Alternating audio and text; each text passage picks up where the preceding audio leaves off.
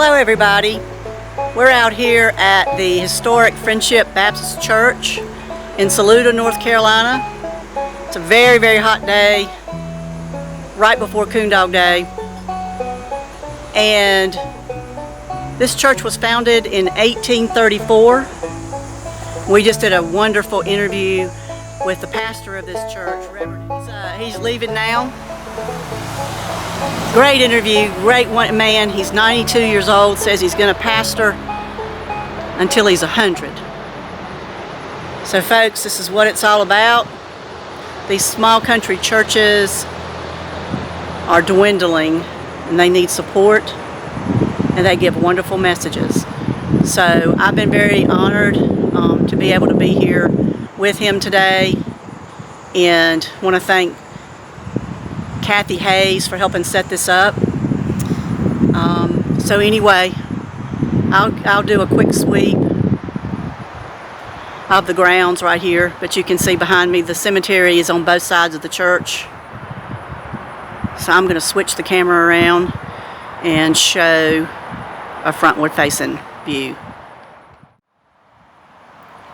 Okay, now we're back facing the front of the church. This is the side cemetery, the front doors. You can see the fellowship hall.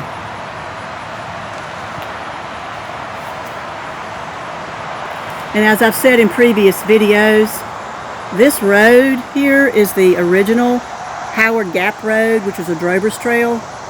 And right past that green dumpster is where the trail now ends directly into I-26. So the Howard Gap Road still exists, but this is the original. We solved the mystery of the mysterious wooden cross in the woods that we've talked about in previous videos, so be sure and watch the whole video so that you can see what he tells us about that.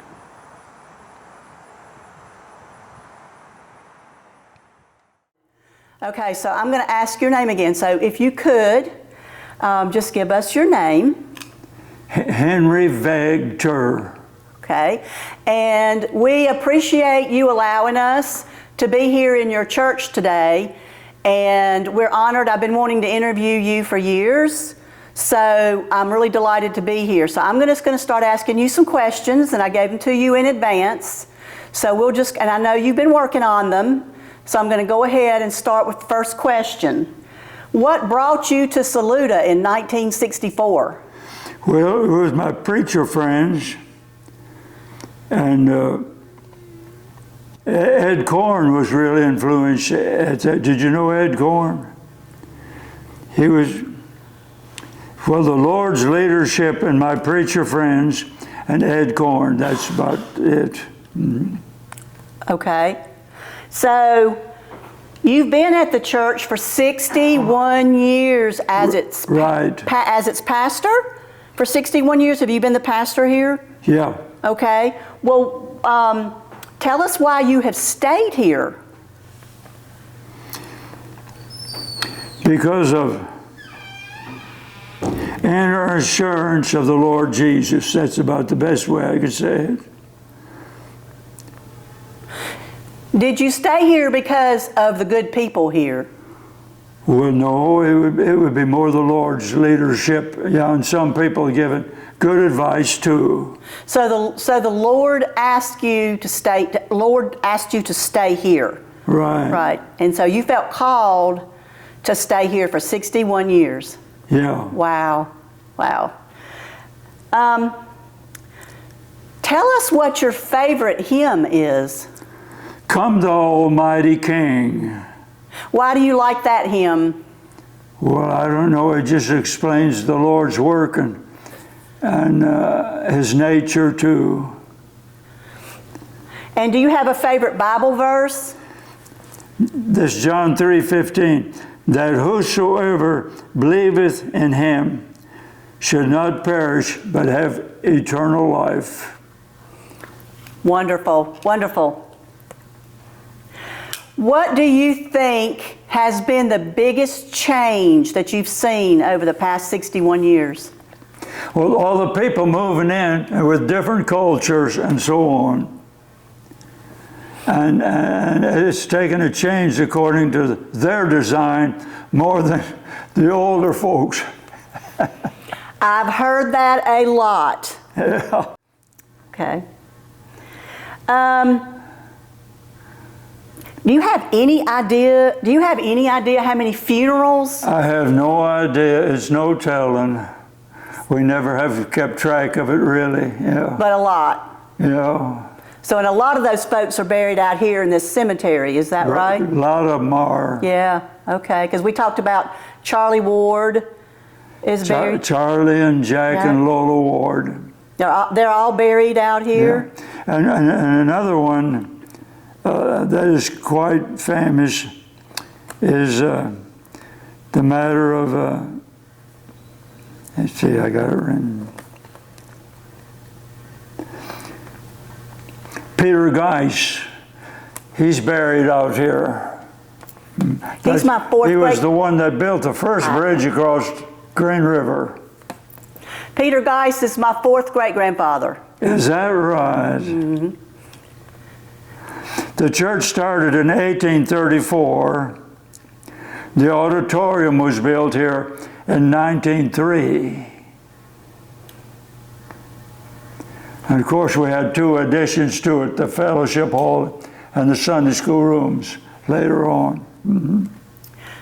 The church is originally white, it's a wooden white wooden church. Right. And then they bricked over that? Bricked over it. Okay. But was the very, very first church that was here was not this church, right? No. Oh. So where was that church? Across the road here. Okay. Somewhere. Somewhere across this just road that cuts through here. Uh-huh. Okay.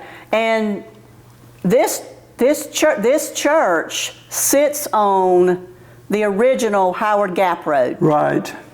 And the original Howard Gap Road now ends at I-26. Hubbard Cove Road now. Right. Okay. But you can see where it stops now out here at I-26. Right. Mm-hmm. Okay. Because you can hear the highway really well, and you can see this church and your crosses really well from I-26. Right. Okay. So what else do you know about the history of this church? Do you know the founding families? Do you know? You mentioned this about Dalton's graves, and there's a beautiful white cross at the base. It is unmarked. Is someone buried there? What does it mean when someone places a rock at the foot of the cross? Now, this here, the public was and is invited to come and bring a rock at the cross, to come pray and come and bring a cross. So that cross in the woods. Yeah, it's just there by itself. It's not a grave. No. No, it's a place to pray. Is that correct? Just a place to pray, yeah. So it's a beautiful place to go and pray. Sure. And when you put a rock on the cross, does that mean you said a prayer, or what does that mean? Yeah, that means you prayed over there. Oh, that's beautiful. Yeah. Did you build that cross? I'm sure I did. You should, because you build crosses. Yeah. Well, we build crosses. I personally have put up 100 crosses, these big white crosses. And they are about 17 feet high. And the cost of these crosses, 100 crosses, they've been put up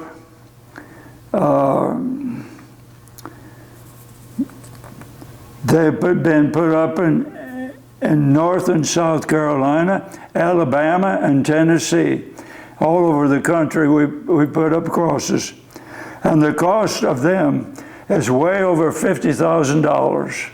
We had no church backing or any organizations, but people just sent in the money. Do you remember D.Ed Williams? He came on my yard one day and gave me $2,300 in a sack. I've always heard that Dit was very generous. Yeah. Is he still living? Yeah. Dit Williams is still living? Is he? Yeah, he's still living? deceased. Oh, he's deceased. Okay. I thought I had heard maybe he has. Well, the crosses are very much appreciated by a lot of people. The crosses are very much appreciated by a lot of people. Yes, I can it was. see one from the back of my house, and I enjoy it. And I think about you when I see that. They mentioned it on Fox News 2 times, so it had its influence, you know. It did, and But most cities won't allow you to put one up like that. I know that I was contacted by somebody in the news about the crosses, and I had spoken to you on the phone about it, so I was able to tell him what you had told me about the crosses, because he wanted to know who was putting them up, and he did a little story about it. So they're very interesting. So who helps you put those crosses up?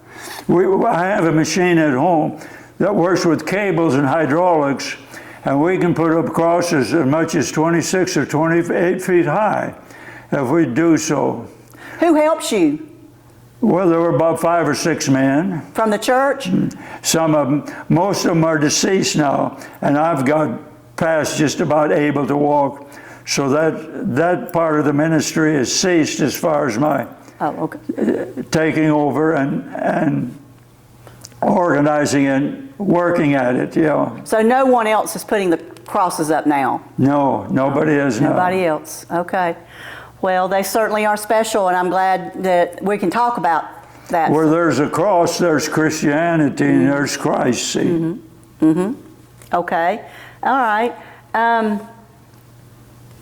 So, do you know anything about the Dalton family that's buried down here in the cemetery? The Jones family, no. The Dalton family. The Dalton, the oldest graves in the cemetery. No, I don't. No, you've never heard? That's interesting. I'd like to know about them, because they're really old graves. We have really no good records about the cemetery. It's about 9 acres of land.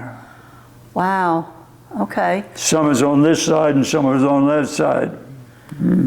I know you've got Daddy Hart buried on the side behind the church over here. Daddy Hart. Yeah. Yeah. That's part of it.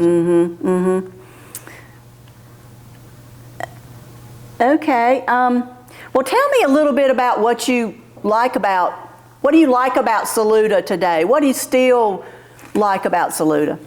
Well, it's peacefulness for one thing. Do you find the pace of life is a little slower? Find what? Do you find that the pace of life is a little bit slower? Is slower? Yeah, it's slower. Slower here? More peaceful, more calm, more pleasant. Compared to the outside. I always find that when I get on I-26 to go home, you can almost feel that peacefulness behind you. So, what about today? What about today don't you like? What about Saluda today that concerns you? About the social? Well, no, just in general, what is it that's today compared to when you first came that you might be concerned about where Saluda is concerned? Is that this question? What advice do you have about the incoming in Saluda? Yes. I wrote this. I wrote, buy about a half acre of land and build a house. So you want them to build a house? No, I'd have to get somebody to do that. Oh, okay. So you would advise people to stay. You would advise them to build a house? Yeah, sure. Sure, and stay, and maybe come to this church? Yeah, possibly. Yeah. So how long do you think you're going to keep working? I don't know. My wife is just at the point of just existing now, and we're going through a really difficult time, you know. Yeah, I'm sure you are. I had heard she was not doing well. And she's 91 years old. I'm 92. What's her name? Wilma. Wilma. And how long have you been married? 63 years. And I understand you have a daughter? Yeah. And she lives in Alabama. She's married to a preacher also. What's her name? Gloria. And does she have children? She has 3 boys. They all went in the military realm. Oh, okay. But 2 of them are, they graduated, and 1 is still in it. So do you get to see them very much? Well, maybe twice a year, and some 6 or 7 times, Mm-hmm. Okay. Well, let me ask you a couple of questions about some people in Saluda. I'm gonna get you off your questions there. So you remember Charlie Ward? Sure. What do you remember about Charlie? Well, that Charlie was friendly, and everybody loved him too. Yeah. He was gracious. One thing I remember about him, the ladies would come in and he just hugged those ladies. He called everybody darling. I miss Charlie, and I know you do too. Yeah, I do too. Jack too. Jack. I didn't know Jack that well. I remember him, but I just knew Charlie, and Lola and my grandmother were good friends. So Lola was a sweetheart as well. I forget Charlie's name, Jack's name, but his wife made this statement. She said, tobacco killed him. Oh, goodness gracious. Yeah. Oh. Well, what about Robert Pace? Did you know him? I knew him, not really close. Okay, yeah. Okay. Yeah, Robert was another character that... Did you know Leon Morgan? I knew Leon well. I used to work for him. You did? Yeah, I did carpenter work about 15 years with him. Really? Mm-hmm. Well, I knew Leon was a carpenter. He was an expert. Wow. Yeah. That's amazing. So you helped him with his carpentry business? Yeah, for a while. For a while? He had 2 other brothers, I can't think of their names now, and they all worked together, and I worked with them. Okay. Well, I tell you, I miss him. I know he was a good person too. I love to go in to the store and chat with Leon. He and I there's several branches of our family where we're related, and so we'd always talk about that. So I miss going in there and talking to Leon. He was a good fella. So let's see, who else do you remember? Who else do you remember from Saluda that was... Do you know J.B. Pace? Yes. He was a blessing to everybody. J.B. Pace, yes, that was Charlene Pace's husband, right? Charlene, you remember Charlene Pace? Charlene was his wife. Right. Yeah. Charlene was a good friend of mine and helped me do these interviews. She and I used to tag team and do these interviews. So, she was a gracious lady. And I spoke at her funeral. Yeah, she was a good lady, and I miss her a lot because she helped me a lot. I bought my place from J.B. Pace. Oh, yeah? Way back there, I bought it for $4,000. That is crazy. It's an acre and a quarter. How about that? Yeah, J.B. used to work for my grandfather at the Esso station. Oh, huh. Yeah. Yeah, so we've known them for a long time, good people. J.B., I guess, was the best friend we had, really. Really? Mm-hmm. That's nice to know. I'm sure the family will enjoy hearing you say that when they listen to this interview. That's wonderful. That's wonderful. Well, let's see. Who else was a character of Saluda? Let's think back. Did you ever? No, you didn't. You couldn't have met them. I was thinking about Phoebe Sullivan, but she died in 1956, so you were not here. Who was that? Did you ever hear about Phoebe Sullivan? No, I didn't know anything about her. Okay. She's the one that started the Sullivan's Temple, the black church. But she passed away in 1956, so that was before your time. But Just trying to think. Can you think of any other notable characters from Saluda that you have memories of? Well, those that I might remember is the Don Mintz, and I always forget the last name of the first one. So you remember Don Mintz? Yeah. Okay. Don Mintz, I just talked to him yesterday. He has a lot of good influence. He's a good person. He is, yes. Luckily, he's still with us. Yeah. And he has his son's name, Sean. Sean Mintz is his son. Yeah. He's taking and his older brother, what was his name? Preston. Yeah, Preston. Yeah. Mm-hmm. He mentioned Preston yesterday. Yeah. Yeah. Those are good people too. Well, you know, I think that's something that stands out with Saluda. Is there a lot of good people in Saluda, and there has been for a long time. I always feel really welcome here, and it's like you say, it's peaceful. It's fun to be here. People speak to you, they get to know you, and I think that makes it all that much more special, don't you? So how many? Tell me a little bit more about this church. So how many members of this church do you have now? I have no idea, really. So probably, what, 20 people or so come on Sunday? About 20 people. 20 faithful people that come? Okay. Okay. Well, you've kept it up very nicely. It's very well taken care of. So are these pews? They're not original pews for this church, I'm sure. Do you know when these pews were made? I'm always interested. They were here when we came here in '64. Really? Mm-hmm. So these have been here at least since '64.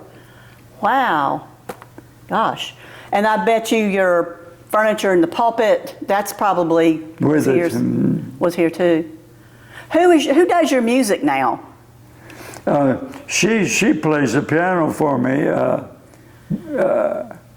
Kathy? Kathy Hayes. Kathy Hayes plays the music here. Okay. Yeah. Kathy did help set up this interview, so thank you to Kathy. I remember Cecilia. Was it Cecilia Hayes? Not Cecilia Hayes. What's Cecilia?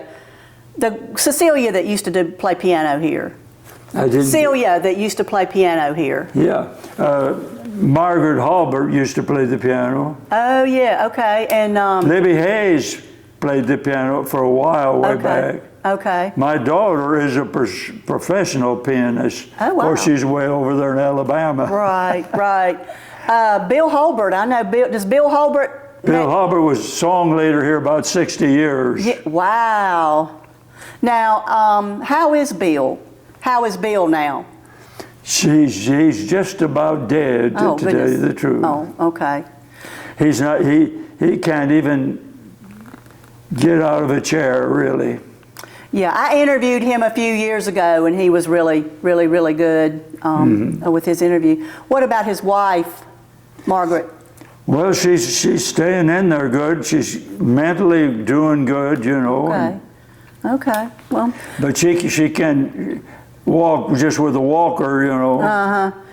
Well, you know, the Holberts, the Bill Holbert and Margaret, they're some more Saluda good people. Yeah. They're great people. I spent about a half a day at their house interviewing them and really, really enjoyed talking to them. Charlene Pace was with me that day, and we really had a good time, and they shared their scrapbooks with us and got a lot of good information from them.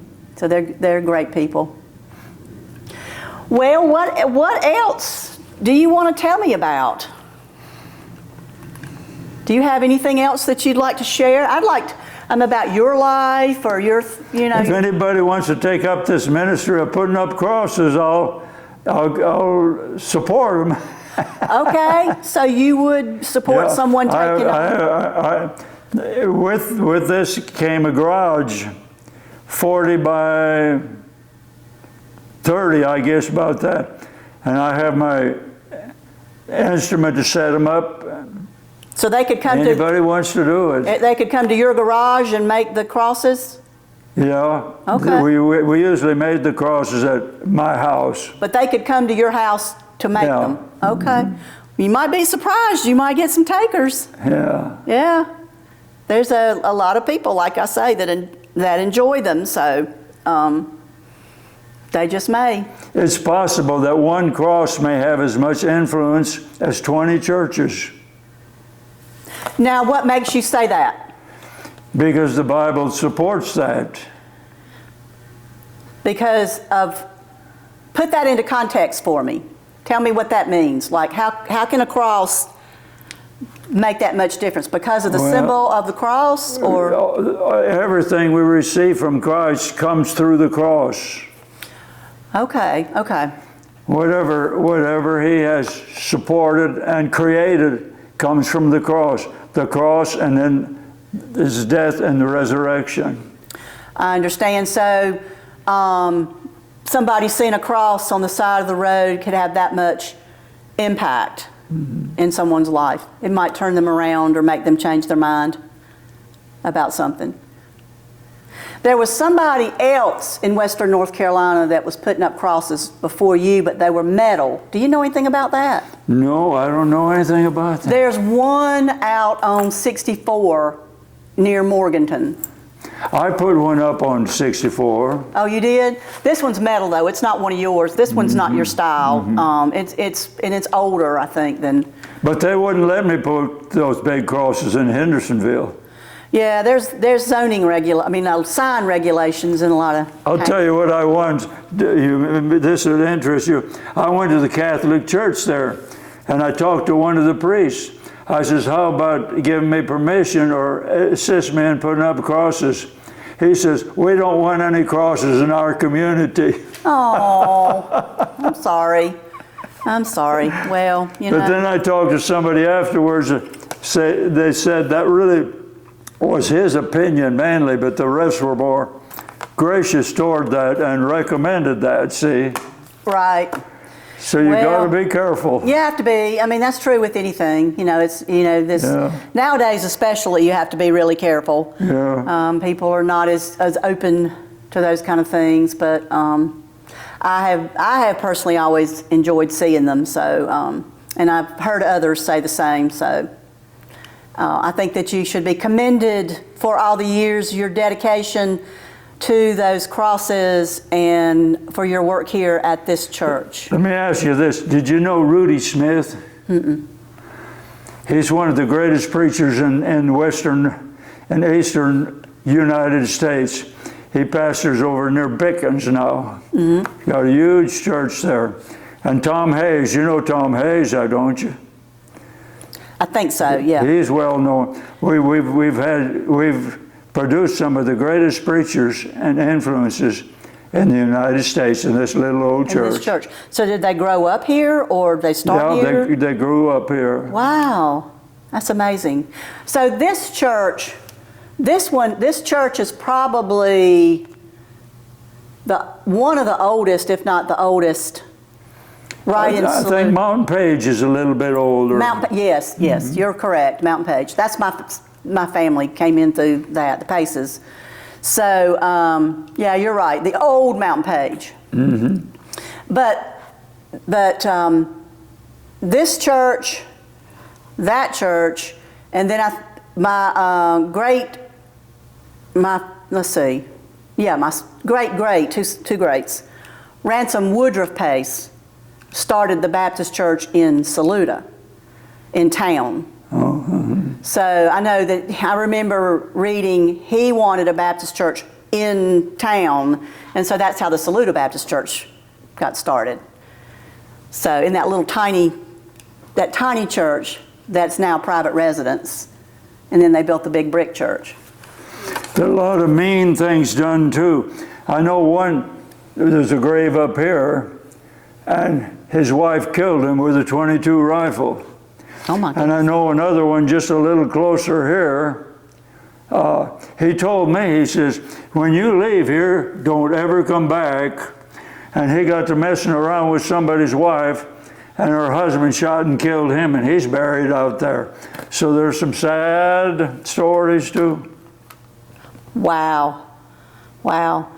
Well, you know, people who experience those kind of things have to be buried too. I have heard that it's either here or another cemetery that there's a secret grave of someone that got into a shootout with. There's two families, and I can't remember the family names, and I probably won't say it if I did, but there was a shootout, and they shot this fella, and I think the other person was, I don't know. Anyway, supposedly he's buried out here, and it's not marked. Do you know anything about that? I better not mention it. Do you know what I'm talking about? You do? Okay. Yeah, we've heard that, and that no, if the location of the grave were made known, the other family would come and dig it up. So that's why it's unmarked and so forth. Okay. But what other stories do you know about the graves out here in this cemetery? I don't know. There's just so many of them, you know. So I know there's several Civil War soldiers. Yeah, actually, some of them were before the Civil War. Mm-hmm. And then there were you've actually got some Revolutionary War soldiers buried out here. So I know some of the graves, the Dalton graves, are very old, very, very old. So you've got this is a very historic cemetery. Yeah. I've been trying to do a little bit of, if you see me wandering around out here with my camera, it's just me. Okay. So, I mean, I've come down here twice and done, because my family's buried. You're welcome. Okay. All right, I got you on camera saying that. But I'm very interested in who's buried here. There's a lot of people, like I called him Daddy Hart, was a character that ran the old store. You probably didn't know this fella, but he's supposed to have been the undertaker. He sold caskets out of his old country store. So he was also a postmaster. So I was trying to think of a name, but there's a grave out here. I can't get it. But anyhow, he had been pastor here 27 years, and that's the longest besides myself here. Yeah. So this was the pastor before you? Yeah, way before me. And you don't remember his name? Yeah, Oh. they're buried right over there, yeah. Okay. Well, there's been probably quite a few pastors before you. Yeah. And you said this church was built in what year? What year was this church built? The original church? Well, 1834 over there, and this auditorium in 1903. 1903, okay. Okay. Now this, you've added on like a fellowship hall over here? Yeah. Okay. That was built in, I guess, the 70s. Okay. Well, like I say, you've kept it up. It's very beautiful and taken care of. You can tell it's had a lot of love. So is there anything else you'd like to share with me today? Or? No, I don't know. Okay. All right. I just suggest you read your Bible every day. Okay. Is that the advice that you would give to people watching this video? Sure. Is to read their Bible every day? Okay. All right. Is there any other message you want to give them? If people think like God thinks, they'll be like God is. Good advice. I think we need that advice in today's world. Sure. It's a complicated, stressful time for everyone. So it's a good time to get connected to a church. Let me mention 3 things that really were good. Number 1, watch what you say, and watch what you desire, and watch what you think. You get them together, and you'll have a perfect life. Wow, that's excellent advice. Well, and you know, when we think like God thinks, we become like God. Then we act like God. Yeah. That's very and good. be like him. I think too often we drift away from those messages, and I do. I know that. yeah, and we don't think we need those messages, but we do. We do. It's just things are changing so much and so fast, and we get all kinds of mixed messages, and sometimes they're just simple messages, aren't they, that we need to live by. So I wanted to give you a gift, so I'm going to stand up if I don't kick this stand here. Come around this way. This is a book. I'm going to get over here so I can get a little bit in the camera. This is a book that I helped write, and I don't know if you have it or not, but it is a book all about Saluda, and right here is a section on your crosses. Well, what about that? How about that? You know, this was rather humorous. There was a man, his name was Thompson, and there's many of them like that, with that name. And he had a stinking old hat and hung it in the vestibule, and he took my clean hat and put it on his head. Oh my goodness. Oh my goodness. Well, anyway, it's been such a pleasure talking with you today. And I'm going to go ahead and shut the camera off. And hopefully I'll get to... One of the things I thought about sometime, maybe this fall, if you're up for it, is to take a walk around a little bit in the cemetery. Okay, there's a lot of stories in that graveyard. Well, no one probably knows them like you. So be thinking about that. And if you're up for it, when it cools off, it's way too hot to do that today. Because for folks listening to this this video, Coon Dog Day is just a few days away. This is the week prior, and on a Tuesday. And so it's so hot right now, we can't go out to the cemetery. But maybe we can get Reverend to go out with us this fall and tell us some of the stories of some of the graves out there. So anyway, well, thank you once again, and enjoy your wife's birthday. Thanks for coming and doing what you're doing. Well, you're certainly welcome. I enjoyed it. It's an honor.